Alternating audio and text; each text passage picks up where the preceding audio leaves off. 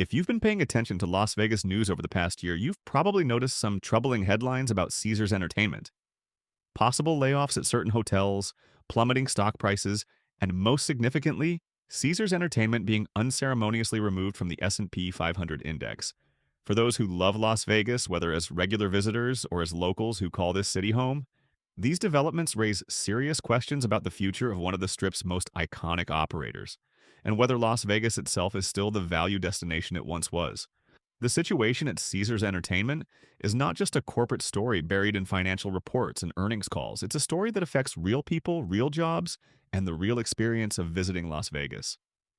So we need to talk honestly about what's actually going on with Caesars, what it means for the broader Las Vegas market, and whether this is a temporary rough patch or the beginning of something more serious.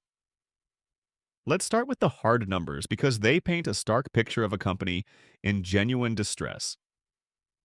Caesars Entertainment, the massive gaming and hospitality corporation behind some of the most iconic resort properties on the Las Vegas Strip, including Caesars Palace, The Link, Flamingo, Paris, Planet Hollywood, Harrah's, and the Horseshoe, is experiencing a significant and sustained slump.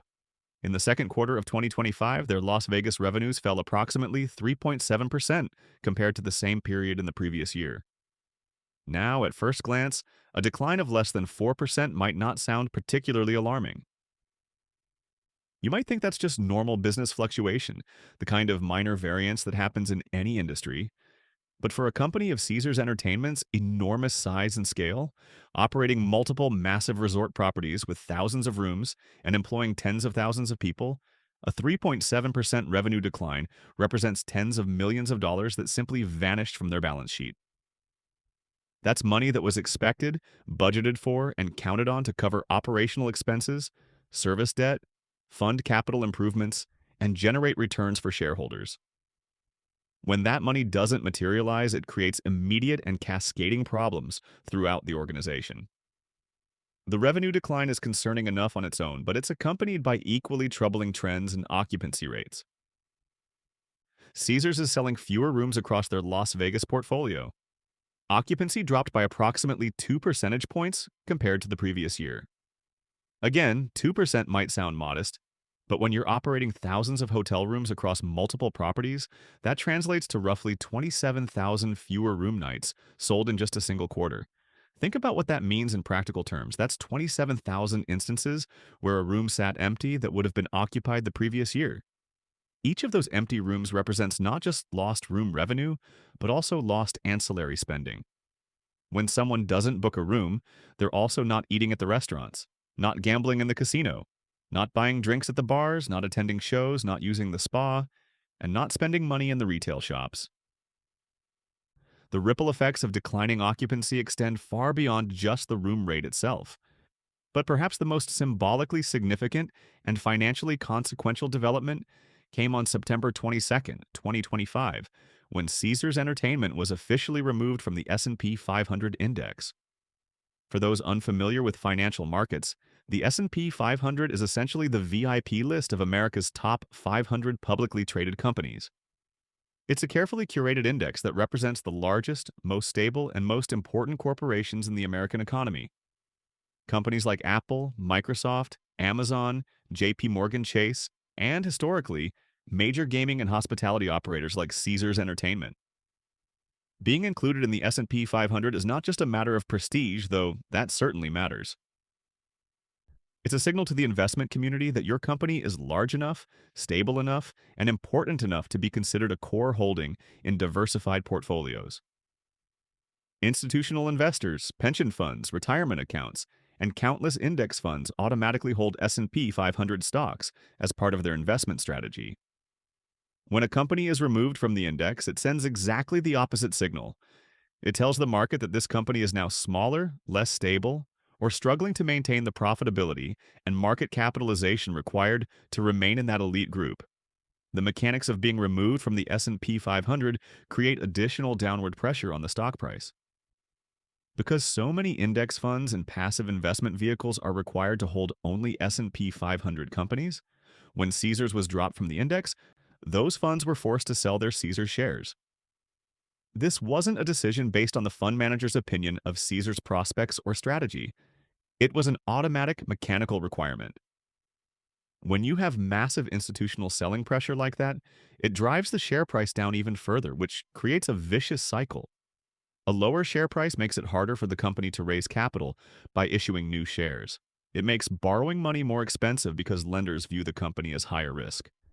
It makes it more difficult to attract and retain top executive talent, who are often compensated partially in stock options. And it damages the company's reputation and credibility with customers, partners, and employees. Right now, as of late 2025, Caesars Entertainment stock is down approximately 30% year to date and more than 50% over the past 2 years. That's not a correction or a temporary dip. That's a sustained, significant loss of market value that reflects deep concerns about the company's future prospects. Making the financial picture even more precarious is Caesars Entertainment's massive debt load. The company is currently carrying approximately $12.3 billion in total debt. To put that staggering number in perspective, that's more than the GDP of some small countries. Servicing that debt requires hundreds of millions of dollars in annual interest payments before the company even begins to pay down the principal. When revenues are growing and cash flow is strong, large debt loads are manageable. Companies can make their interest payments, refinance when necessary, and gradually reduce the principal over time. But when revenues start declining and cash flow becomes constrained, that debt becomes an anchor that drags the entire company down. Every dollar that goes to interest payments is a dollar that can't be invested in property improvements, marketing, employee compensation, or new development. Caesars has been actively trying to address their financial challenges by selling off some of their valuable assets. They sold the World Series of Poker brand and tournament series, which had been a Caesars property for years and represented both a revenue stream and a marketing asset. They also sold the Link Promenade, the outdoor shopping, dining, and entertainment district adjacent to the Link Hotel that includes the high roller observation wheel. These asset sales generated cash that could be used to pay down debt or fund operations, but they also represent the company divesting itself of valuable properties that were generating ongoing revenue. It's the corporate equivalent of selling your furniture to pay rent. It might solve an immediate cash flow problem, but it doesn't address the underlying issues, and it leaves you with fewer assets and less revenue-generating capacity going forward. So the obvious question is, why is this happening? What's causing one of Las Vegas's largest and most established casino operators to struggle so dramatically? The answer is complex and multifaceted. Some of the blame lies with decisions Caesars Entertainment has made, strategic missteps, and operational issues that are within the company's control. But a significant portion of the problem is bigger than Caesars. It's about fundamental changes in the Las Vegas market and the broader tourism and gaming industry that are affecting all operators, not just Caesars. Let's break down the major factors contributing to this crisis. First and most fundamentally, tourism to Las Vegas is down significantly. Visitor numbers have been falling consistently throughout 2025, with some months showing particularly dramatic declines. June 2025, traditionally one of the busiest months of the year as summer travel kicks into high gear, saw visitor numbers drop approximately 11% compared to June 2024. An 11% decline in a single month is not a minor fluctuation. That's a massive drop that affects every hotel, casino, restaurant, show, and attraction in the city. When fewer people come to Las Vegas, there's less demand for hotel rooms, which drives down occupancy rates and forces properties to discount rates to fill rooms. There's less gaming revenue as fewer people are playing slots and table games. There's less food and beverage revenue as restaurants and bars have fewer customers. There's less entertainment revenue as shows play to smaller audiences, or even cancel performances due to lack of ticket sales. The entire ecosystem of Las Vegas tourism is interconnected, and when the foundation of visitor volume starts to erode, everything built on top of that foundation becomes unstable. Second, prices in Las Vegas have reached levels that many visitors now consider unreasonable or even exploitative. This is not just anecdotal complaining on social media, though. There's certainly plenty of that. This is a genuine shift in consumer perception about the value proposition that Las Vegas offers. People are specifically and repeatedly complaining about several categories of pricing that feel abusive. Dynamic pricing for hotel rooms, where rates can fluctuate wildly based on demand, means that a room that costs $89 on a Tuesday might cost $399 on a Friday, even though it's the exact same room with the exact same amenities.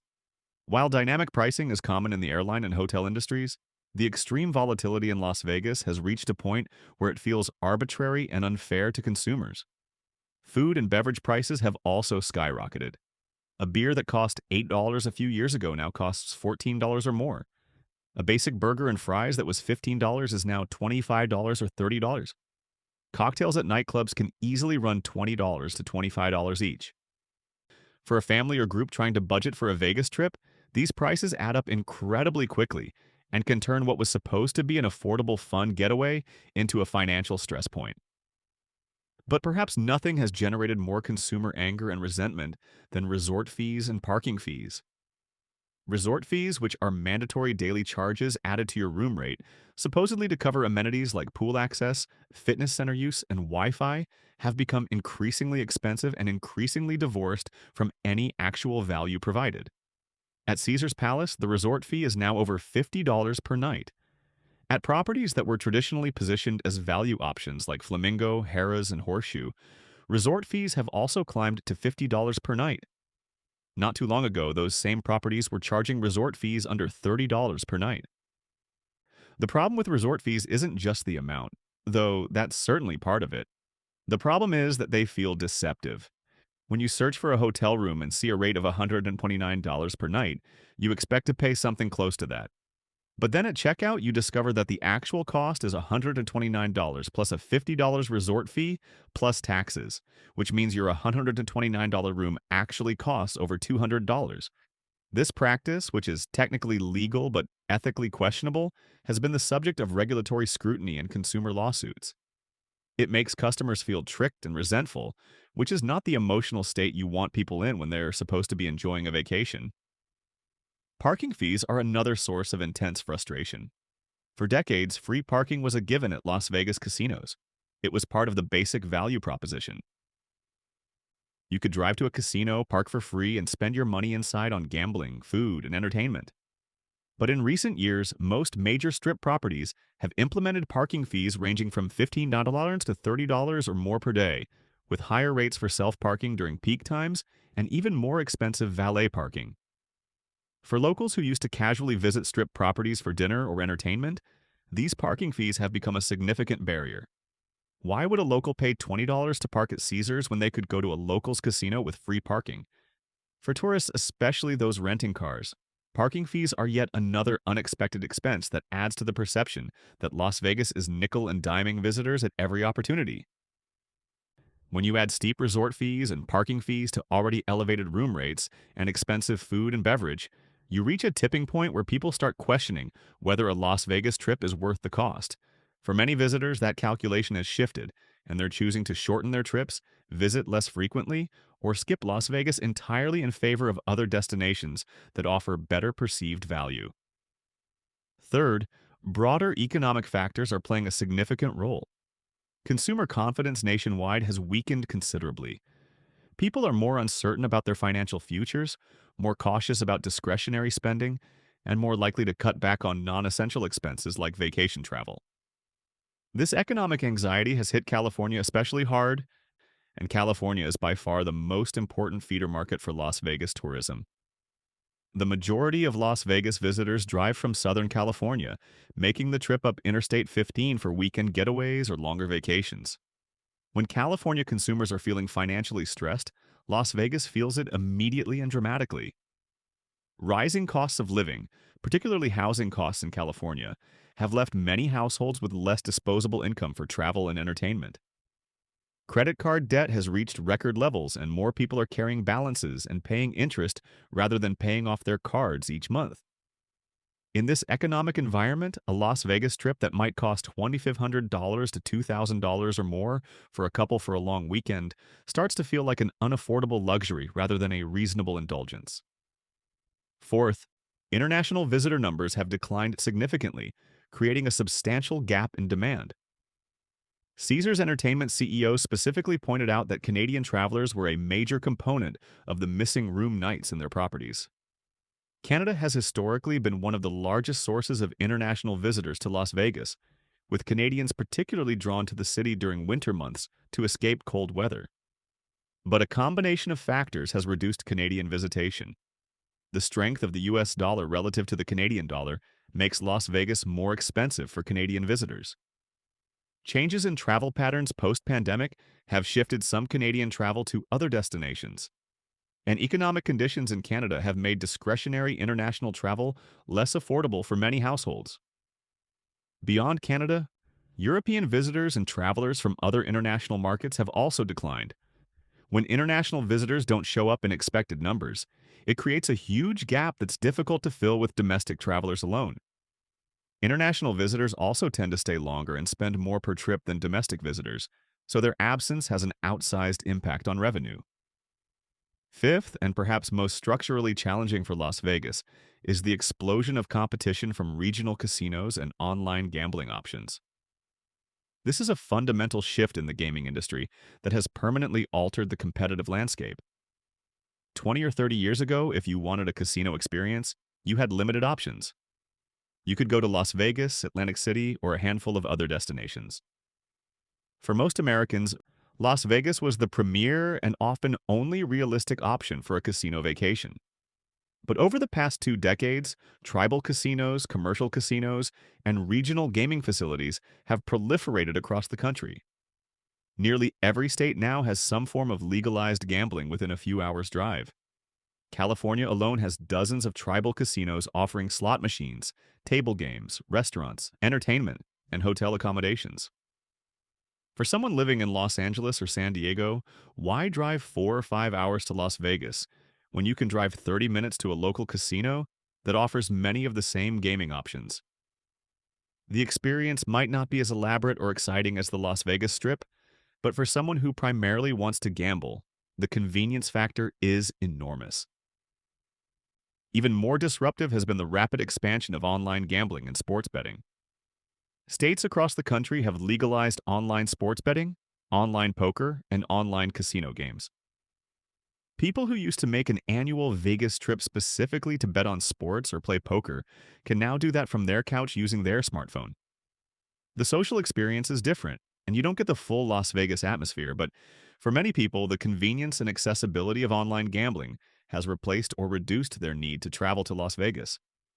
This is not a temporary trend or a fad. This is a permanent structural change in the gaming industry that Las Vegas operators must adapt to. The days when Las Vegas had a near monopoly on casino gaming for most Americans are over, and they're not coming back. So given all of these challenges, what is Caesars Entertainment actually doing to try to turn things around? The company hasn't been sitting idle. They've rolled out a variety of deals, promotions, and strategic initiatives designed to attract visitors back to their properties and generate revenue. For tourists and visitors, Caesars has been offering hotel and food discounts for guests who book in advance or commit to longer stays. Multi-night packages with discounted rates, dining credits, and other perks are designed to incentivize people to choose Caesars properties and to stay longer once they're there. The company also participated prominently in a recent citywide promotional event called the Fabulous 5-Day Sale. This was a coordinated marketing effort across multiple Las Vegas properties, attractions, and entertainment venues offering limited-time deals on hotel rooms, show tickets, restaurant reservations, and other experiences.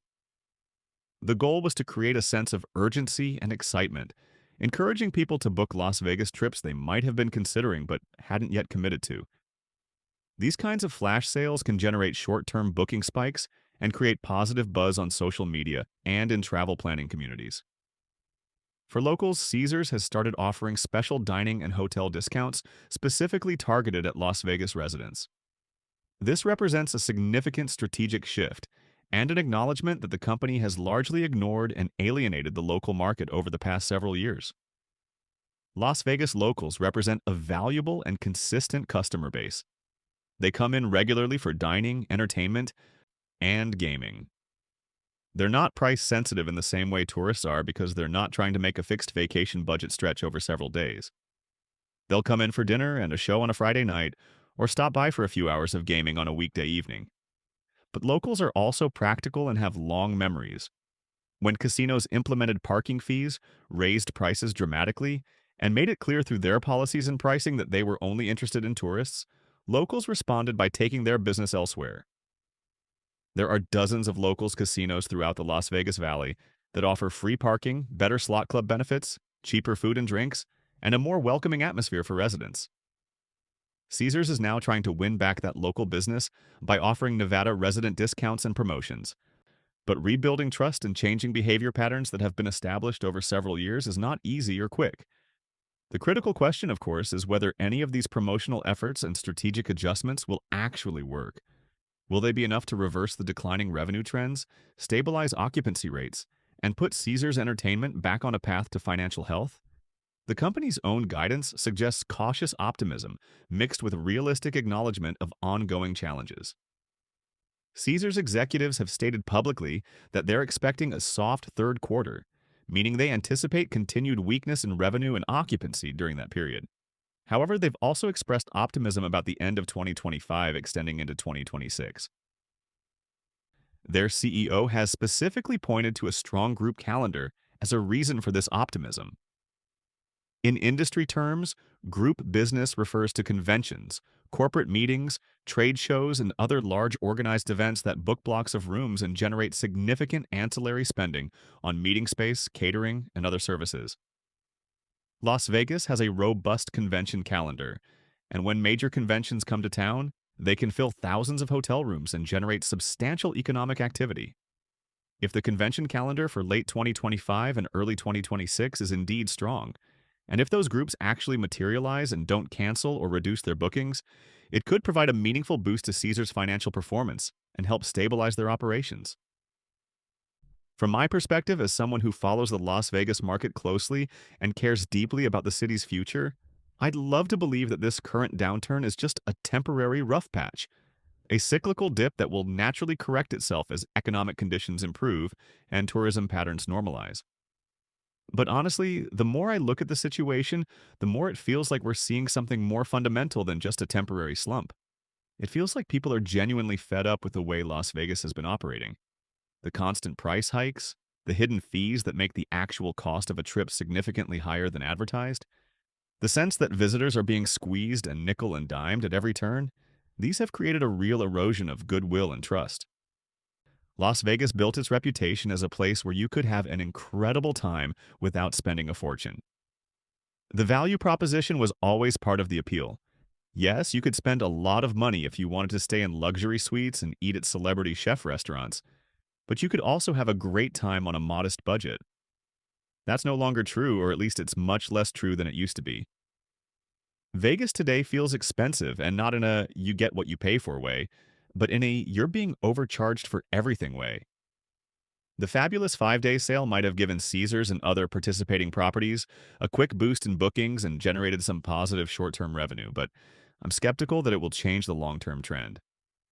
Flash sales and promotional discounts can create temporary spikes in demand, but they don't address the underlying issues that are driving people away. If anything, heavy reliance on discounting can actually damage a brand's perceived value. When customers know that if they just wait, there will be another sale or another promotion, they become trained to never pay full price. This creates a race to the bottom, where properties are constantly discounting to fill rooms, which erodes profit margins and makes it even harder to generate the revenue needed to service debt and fund operations. What Caesars and the Strip as a whole really need is not more short-term promotional gimmicks, but a fundamental rethinking of how they price and market their experiences.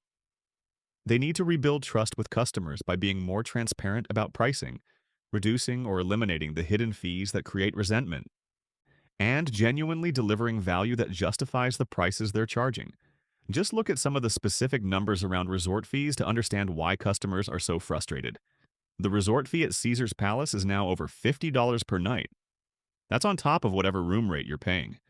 At properties that were traditionally positioned as value options, places like Flamingo, Harrah's, and Horseshoe, that were supposed to be the more affordable alternatives to premium properties like Caesars Palace or the Cromwell, resort fees have also climbed to $50 per night. Not too long ago, those same properties were charging resort fees under $30 per night. That's a massive increase in a relatively short period of time, and it's not because the amenities improved dramatically.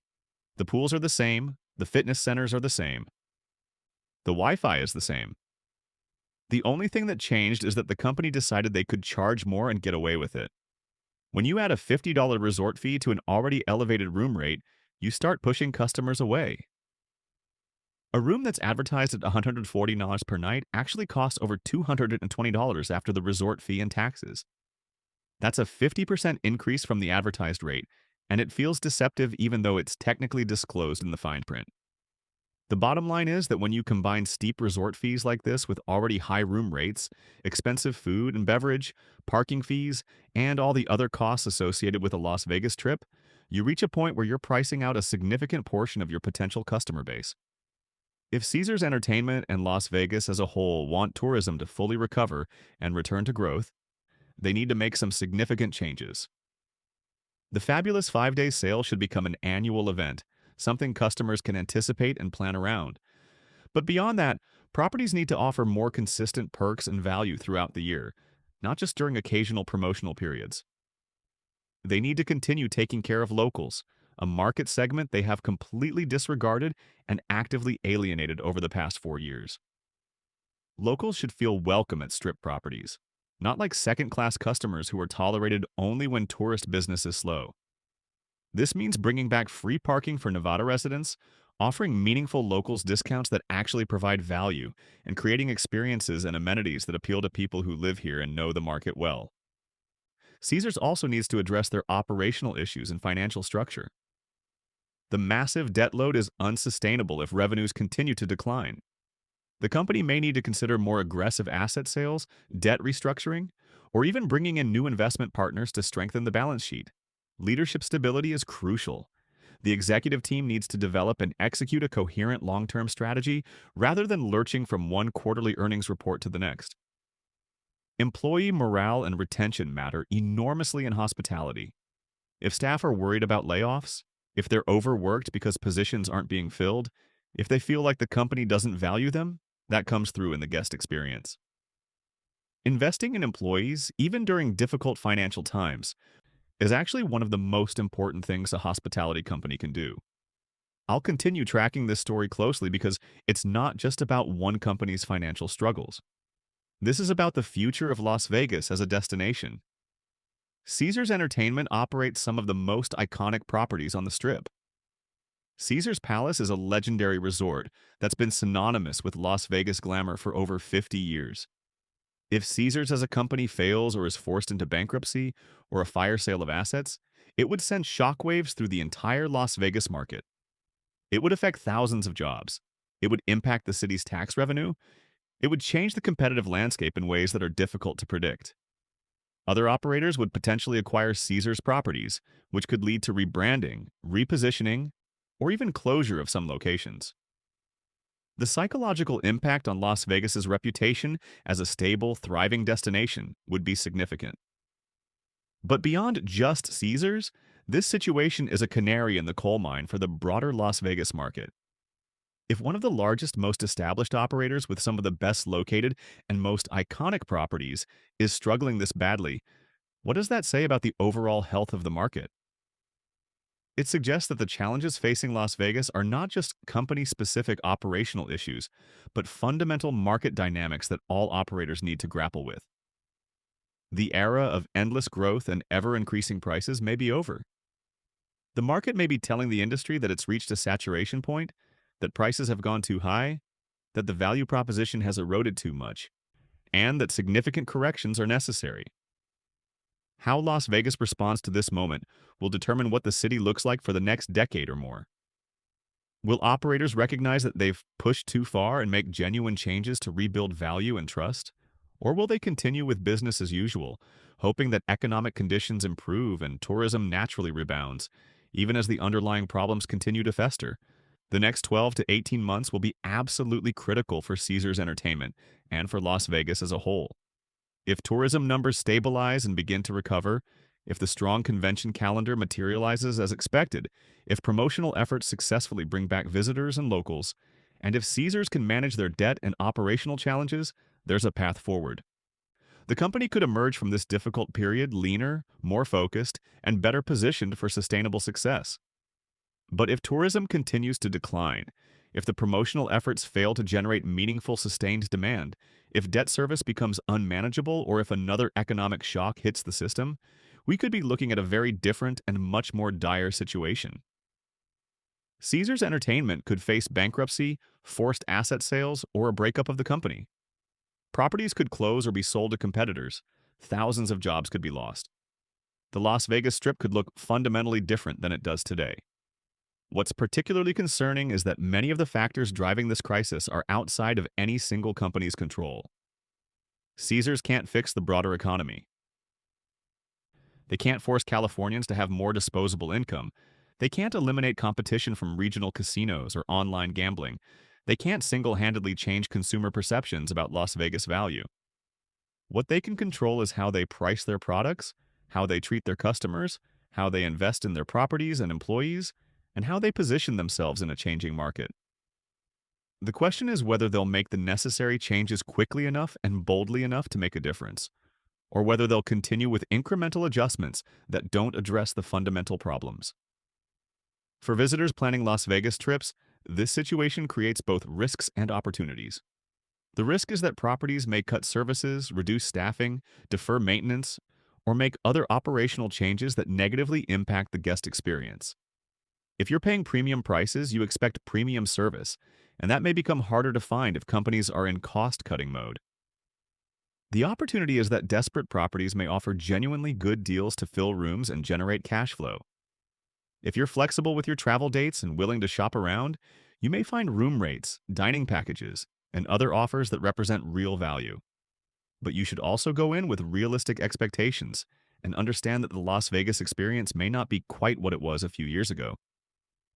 For locals, this is a moment to make your voice heard.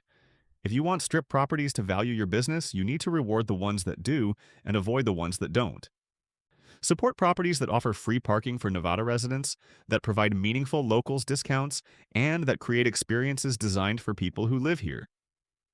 Let properties know through your spending decisions that locals matter and that you expect to be treated as valued customers, not as an afterthought. The local market represents billions of dollars in annual gaming and hospitality spending, and properties that figure out how to capture that spending will have a significant competitive advantage. The story of Caesars Entertainment's struggles is ultimately a story about change, adaptation, and the consequences of losing touch with your customers. For decades, Las Vegas operated on a model of constant growth, rising prices, and the assumption that people would keep coming no matter what. That model is breaking down. The market is sending clear signals that change is necessary.